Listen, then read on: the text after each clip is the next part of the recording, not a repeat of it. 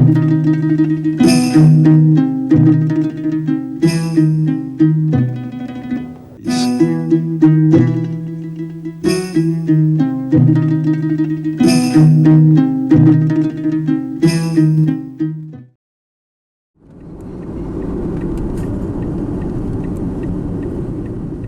দর্শক, আজ আপনাদেরকে এমন এক ঐতিহাসিক গুহা দেখাতে নিয়ে যাব যে গুহায় হজরত ঈসা আলাইহিসসালামের শৈশব অবস্থায় তার আম্মা মরিয়ম আলাইহিসসালাম 3 দিন অবস্থান করেছিলেন।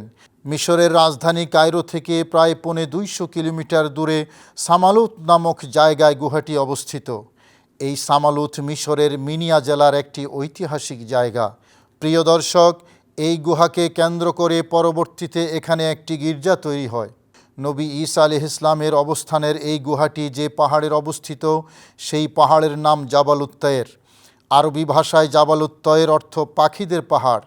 এই পাহাড়ে অতিথি পাখিদের আনাগোনা বেশি হয় বলে এই পাহাড়টির নাম হয়ে গেছে জাবালুত তয়ের তথা পাখিদের পাহাড়। দর্শক, এই গুহাতে আসার সময় গুগল লোকেশন আমাদেরকে ভুল একটি জায়গায় নিয়ে গেছে। পরে সেখান থেকে কিছুটা অনুন্নত রাস্তা দিয়ে গাড়ি ড্রাইভ করে স্থানীয় জনগণের সহায়তা নিয়ে এখানে পৌঁছতে সক্ষম হই।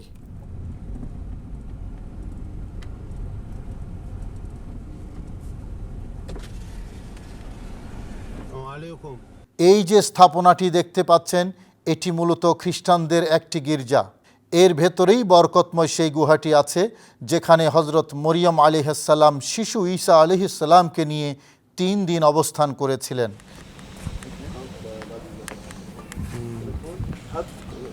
গির্জার সামনে একটি হোটেল আছে যার নাম হোলি ফ্যামিলি হোটেল। খ্রিস্টানরা হজরত মরিয়ম আলাইহিসসালাম এবং নবী ঈসা আলাইহিসসালাম সহ এই পরিবারকে হোলি ফ্যামিলি তথা পবিত্র পরিবার মনে করে। সেই কারণে এই হোটেলটির নাম রাখা হয়েছে হোলি ফ্যামিলি হোটেল।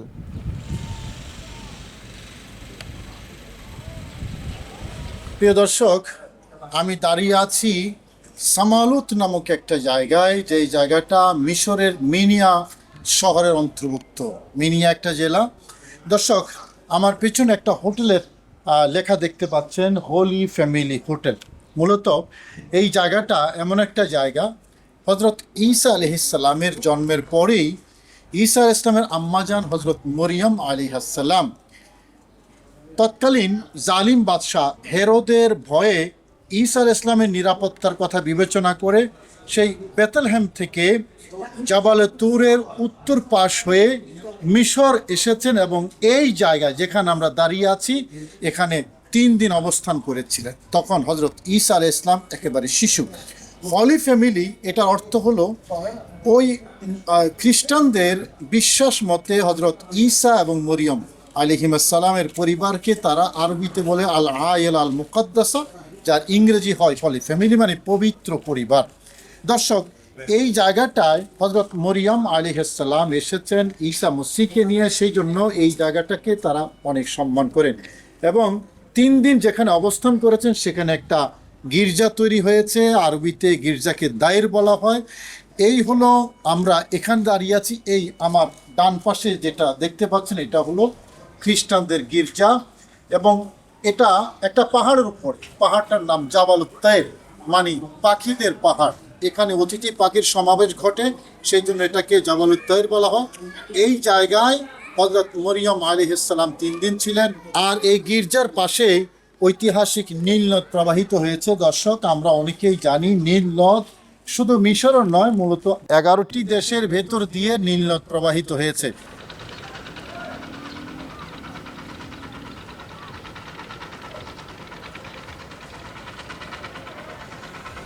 দর্শক, আসুন আমরা আপনাদেরকে এই গির্জার ভিতরে একটু দেখিয়ে নিয়ে আসি।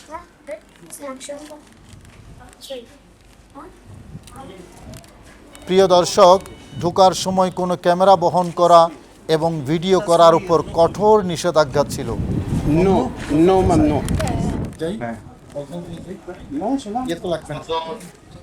পরে অবশ্য দায়িত্বশীলরা অনেকটা নমনীয় হয়েছেন এবং তখন আমরাও ভিডিও ধারণ করার অনুমতি পেয়েছি। প্রিয় দর্শক, নবীগণ যেখানে যান এবং অবস্থান গ্রহণ করেন সেই জায়গা বরকতময় হয়ে যায়। পবিত্র কোরআন হাদিসের নির্দেশনা আমাদেরকে তাই বলছে। দর্শক, এই কামরাটা হযরত মরিয়ম আলাইহিস সালাম এবং হযরত ঈসা আলাইহিস সালাম এই কামরার ভেতরে 3 দিন অবস্থান করেছেন। এটা হলো সেই কামরা, সুন্দর একটা কামরা আমরা দেখতে পাচ্ছি, 2-3 জন থাকার মতো একটা ছোট্ট গুহার মতো। আসলে নবী এবং রাসূলগণ অনেকেই সেরকম গুহার মধ্যে অবস্থান করেছেন, বসবাস করেছেন। আমাদের পেয়ারা নবী রাসূল করিম সাল্লাল্লাহু আলাইহি ওয়াসাল্লামও গারে হেরার মধ্যে অবস্থান করেছেন। নবী মূসা আলাইহিস সালাম তুর সিনার মধ্যে অবস্থান করেছেন। হযরত ঈসা আলাইহিস সালাম শিশু অবস্থায় ওনার আম্মাজানের সাথে এখানে 3 দিন ছিলেন।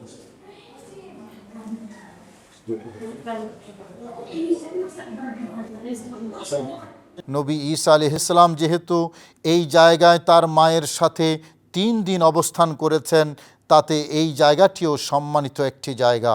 মিশরীয় মুসলিম ও খ্রিস্টান গবেষক এবং মিশরীয় অনলাইন বিভিন্ন তথ্য অনুসন্ধান করে দেখা যায়, হযরত ঈসা আলাইহিস সালামের জন্মের সময় তৎকালীন বৃহত্তর ফিলিস্তিনের শাসনকর্তা ছিল হেরোদ নামের এক জালিম বাদশাহ।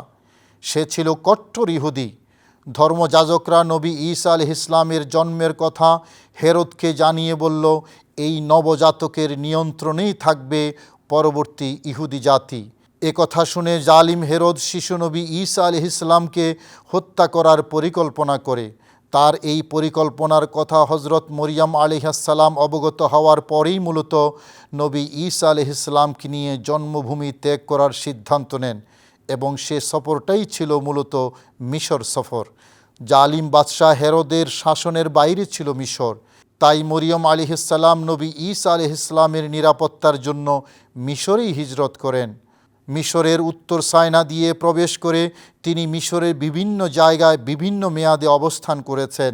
সেই সফরেই শিশু নবী ঈসা আলাইহিস সালামকে নিয়ে এই জায়গায় তিনি 3 দিন অবস্থান করেছিলেন।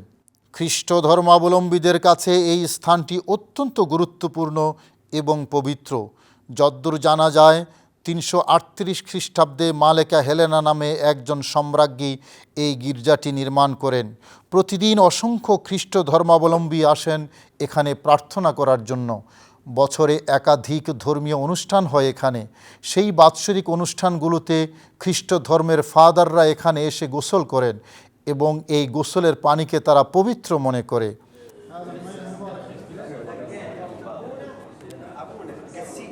كان يتصلى 3 مرات في السنة: خميس العهد، عيد الغطاس، عيد الرسل. الأعياد المسيحية 3 أعياد.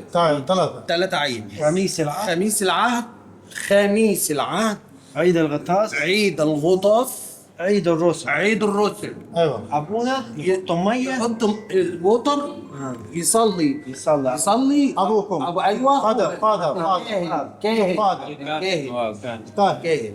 ايوه. ويرسم الشعب. أيوه. بالمية المباركة. بالماء المبارك. ما نو وضوء. No wudu. غسل. غسل. غسل. Father, you father. The father এখানে 3টা ঈদে আয়াত সালাসা ثلاثة. 3টা ঈদে এখানে গোসল করে। সেই জন্য Yes. খ্রিস্ট ধর্ম মতে এই পানিটাকে বরকতময় পানি হিসেবে বিশ্বাস করা হয়। শুধু তাই নয়, খ্রিস্ট ধর্মাবলম্বীদের কারো সন্তান জন্ম হলে কিছুদিন পর তারা তাদেরকে এখানে নিয়ে আসেন গোসল করাবার জন্য। এতে করে তাদের বিশ্বাস মতে শিশুদের আত্মা পবিত্র হয় এবং তাদের জীবন সুন্দর হয়। এই জায়গায় ছেলে হলে 40 দিন পরে আর মেয়ে হলে 80 দিন পরে গোসল করে। এবং খ্রিস্ট ধর্মের ধর্মমতে এখানে গোসল করানোর পরে ছেলে এবং মেয়ে শিশুরা পবিত্র হয়ে যায়, গুণমুক্ত হয়ে যায়, গুণমুক্ত থাকে। এই তো এবং এখান দিয়ে পানি আচ্ছা, পানি এখান দিয়ে এসে এখানে আসে এবং 7 মিটার 7 মিটার 7 মিটার হলো এটার গভীরতা। ওই পানিটা এখান থেকে এসে এদিকে এই গভীরতায় চলে যায়। দর্শক, এই হলো এই গোসল দেওয়ার ভেদ রহস্য ছোট বাচ্চাদের। প্রিয় দর্শক, আগেই বলেছিলাম এই গির্জাটি একটি পাহাড়ের উপরে অবস্থিত।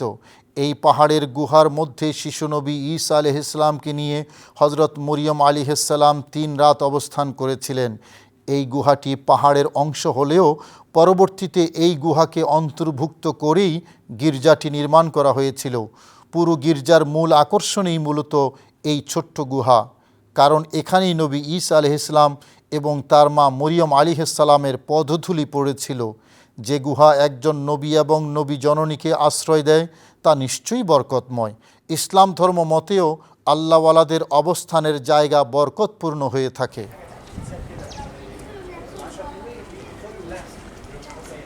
দর্শক, আমরা এই গির্জার কামরাগুলো ঘুরে ঘুরে দেখছি। এ কাজে আমাদেরকে এখানকার দায়িত্বশীলগণ অনেক সহযোগিতা করেছেন, তবে ওনাদের ভাষা বুঝতে আমাদের বেশ অসুবিধা হচ্ছিল। আমাদের মিশরীয় দক্ষ ড্রাইভার তাদের একান্ত গ্রাম্য ভাষাগুলো আরবিতে আমাদেরকে বুঝিয়ে বলাতে অনেকটাই বুঝতে সক্ষম হয়েছি। গির্জার ভেতরে প্রতি দেয়ালেই অনেক কিছু খোদাই করা আছে। সব কিছু দেখে এবার ঐতিহাসিক এই স্থাপনা থেকে আমরা বেরিয়ে পড়লাম। ঈসা নবীর স্মৃতিধন্য এই গুহার কথা বারবার আমাদেরকে হেরা পর্বতের কথাই স্মরণ করিয়ে দিচ্ছিল, যেখানে আমাদের প্রিয় নবী রসুল করিম সাল্লাল্লাহু আলাইহি ওয়াসাল্লাম ধ্যান করেছিলেন।